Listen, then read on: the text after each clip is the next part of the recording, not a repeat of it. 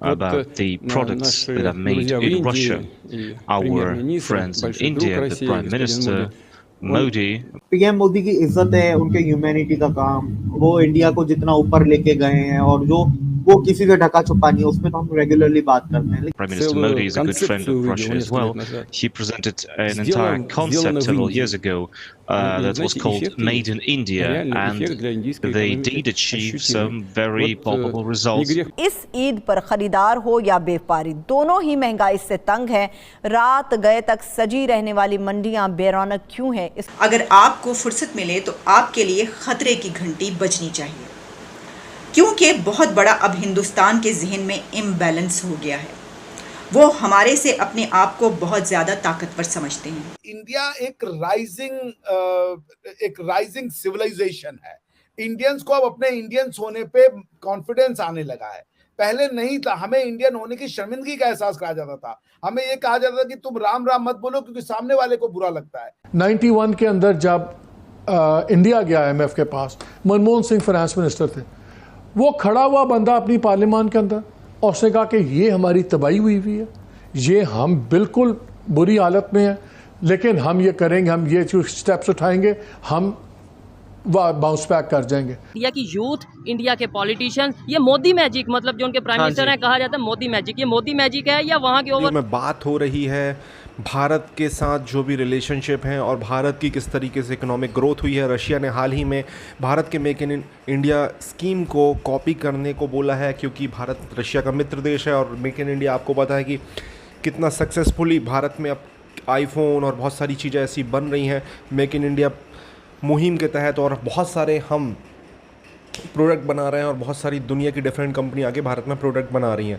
पहले ये पूरा वीडियो देखते हैं, फिर वीडियो की बात करते हैं इस टॉपिक पर. बात प्लीज चैनल को सब्सक्राइब. दिन में जो है वो हम ट्रेड करें और रात में जो है वो टेरर हो रहा हो और इस तरह से रिलेशंस नहीं बनेंगे. लेकिन सर क्रिकेट खेलने को तैयार है सर, एशिया कप में भी खेल रहे हैं और वर्ल्ड कप में भी खेल रहे हैं सर. वो भी तो दिन और रात खैर दोनों टाइम ही होता है क्रिकेट. तो आपको पता है लाइटें शटर लगा के बड़ा जबरदस्त स्टेडियम बनाया मोदी जी के नाम का, तो या नाम चेंज किया गया है. उसमें हमें बताया जा रहा है 2 दिन से कि जी उसमें 1.5 लाख लोग बैठ सकते हैं. तो सर अगर आप क्रिकेट खेल सकते हैं दिन में भी और रात में भी, तो सर फिर ट्रेड के वक्त क्यों डॉक्टर जयशंकर इस तरह की अजीब अजीब बातें कर रहे हैं? नहीं, मैं आपसे थोड़ा सा डिसएग्री करूंगा. हम क्रिकेट नहीं खेल रहे, हम टूर्नामेंट खेल रहे हैं ICC स्पॉन्सर्ड. ऐसे तो बिलावल भुट्टो साहब गोवा आए थे अभी, तो उनसे तो बातचीत हुई थी, हाथ मिलाया गया था, नमस्कारी हुई थी, सब कुछ हुआ था, दुआ सलाम हुआ था. लेकिन वो हमने बातचीत थोड़े की थी कि हम आपसे बात करने को तैयार हैं. अब वो SCO का मंच था. आप SCO में, बिलावल भुट्टो साहब ने भी कहा कि हम तो SCO में गए थे, हम इंडिया में नहीं गए थे. उसी तरीके से ये ICC का टूर्नामेंट है, इसमें हमारी मजबूरी है. हम कोई बायलैटरल क्रिकेट तो खेल नहीं रहे हैं सर. एशिया कप भी खेल रहे हैं, एशिया कप भी खेल रहे हैं. ICC का टूर्नामेंट है, दोनों ICC के टूर्नामेंट है. एशिया कप भी ICC ही कराता है. लेकिन कोई हमने बायलैटरल सीरीज तो नहीं करवाई जैसे अल खलीफा कप करा दे हम, या अल हिलाली बैंक कप करवा देते हैं. ऐसा कुछ तो नहीं हो रहा है ना. देखिए अभी ना मैं एक जगह और था, किसी ने मुझसे पूछा कि क्या आप जैसे पाकिस्तान के लिए अच्छी बातें करते हैं या थोड़ी सी ठंडी बातें करते हैं, क्या भारत के लोग भी पाकिस्तान से दोस्ती के इच्छुक हैं?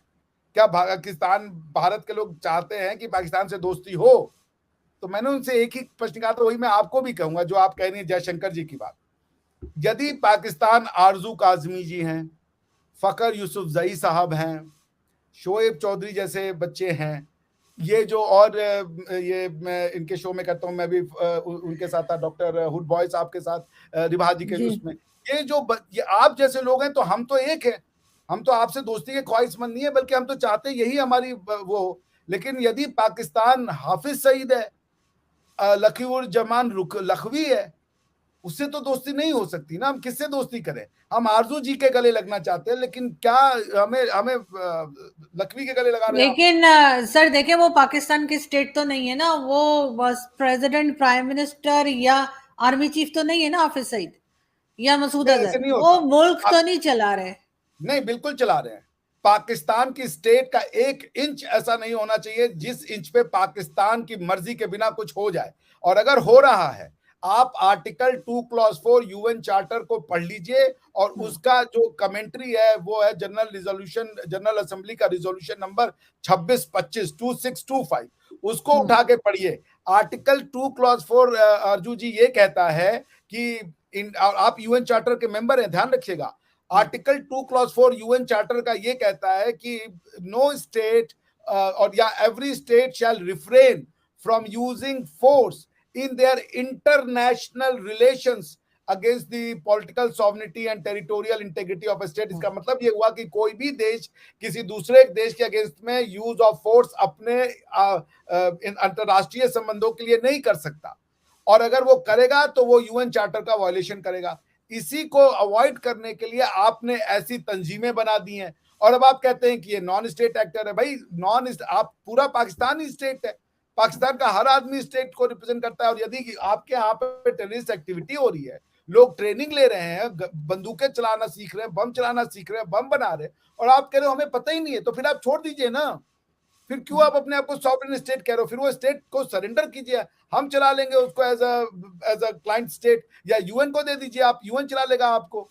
अगर आप स्टेट नहीं बन सकते, अगर आप बच्चे नहीं पाल सकते, तो माँ बाप होने का तो दम मत बनिए ना कि हम माँ बाप है। बच्चों का अगर खाना नहीं खिला सकते तो वो माँ बाप किस काम के? कि बाप सोए पड़ा है और बच्चे जाके भीख मांगे, तो ठीक नहीं है।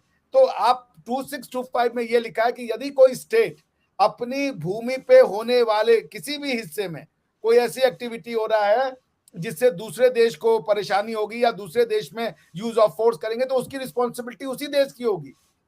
तो आप ये नहीं कह सकती कि नॉन स्टेट एक्टर्स है, they are very much state actors. नहीं सर, मैंने तो नहीं, मैं तो कहती हूँ बिल्कुल कि नॉन स्टेट एक्टर है, तो बिल्कुल भी नहीं कहना चाहिए। मतलब मुझे पता है आप नहीं पाकिस्तानी स्टेट की बात। 91 के अंदर जब इंडिया गया IMF के पास, मनमोहन सिंह फाइनेंस मिनिस्टर थे, वो खड़ा हुआ बंदा अपनी पार्लियामान के अंदर, और उसने कहा कि ये हमारी तबाही हुई है, ये हम बिल्कुल बुरी हालत में हैं, लेकिन हम ये करेंगे, हम ये स्टेप्स उठाएंगे, हम बाउंस बैक कर जाएंगे।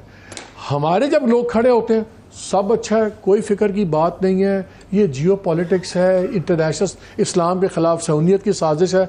यार सच बोलें लोगों से, लोग आपकी बात पे एतबार करके लाइफस्टाइल बदलेंगे, कुर्बानी देने पे तैयार होंगे।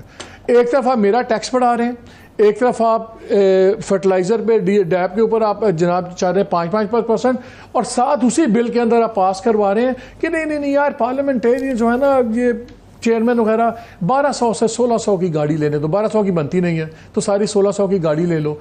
लोगों को कहते हो भूखे मर रहे हो तुम जनाब, ये करो, ये अपने खर्चे काम करो, और उस बिल में साथ क्या पास हो रहा है? अगर आपने ड्राइवर, अब आपको मिल जाएगा, आपने इस्लामाबाद से बाहर सारी सरकारी गाड़ी लेनी है तो आप ड्राइवर ले जाएं साथ।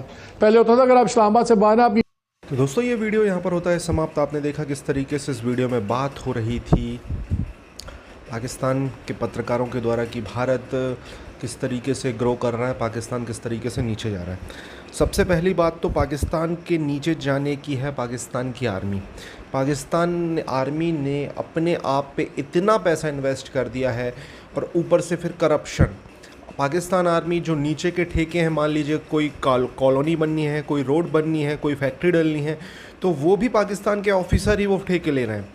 तो आप समझ जाओ फिर सीधी बात है कि इनडायरेक्टली पाकिस्तान की आर्मी से जो बचा खुचा जाता है तो पॉलिटिशियन के पास जाता है, पॉलिटिशियन के बाद बचा खुचा जो नीचे जाएगा तो थोड़ा बहुत अब आर्मी खुद के लिए रोड बना देती है कि भाई इस हाईवे से हमें निकलना है, ये चौराहे से हमें जाना है तो हम रोड बना दे रहे हैं, ये जो एयरपोर्ट है हम इस्तेमाल करना तो इसको डेवलप कर दे रहे हैं। पाकिस्तान रेलवे तो हम इस्तेमाल करते नहीं, तो इसको हम क्यों डेवलप करें? पाकिस्तान रेलवे की आप हालत देखेंगे तो आपको अपने आप समझ में आ जाएगा कि क्या कंडीशन है। तो पाकिस्तान के बारे में जो प्रोडिक्शन है 2030 से 33 के बीच पाकिस्तान टूट जाएगा अगर इसी तरीके से जाएगा।